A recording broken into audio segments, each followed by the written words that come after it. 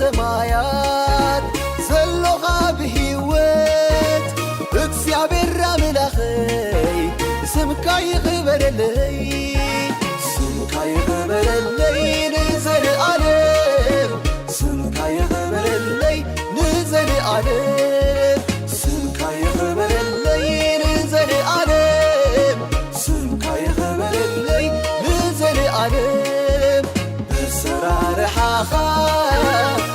ገሪምካኒኻ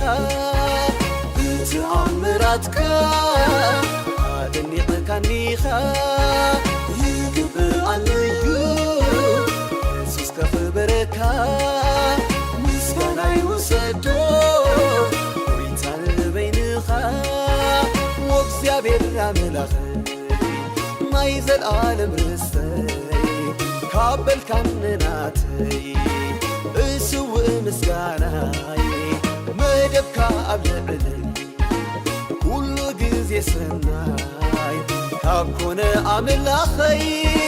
ተመስገን ይቋንቋይ ተመስገን ይቋንቋይ ተመስገን ይቋንቋይ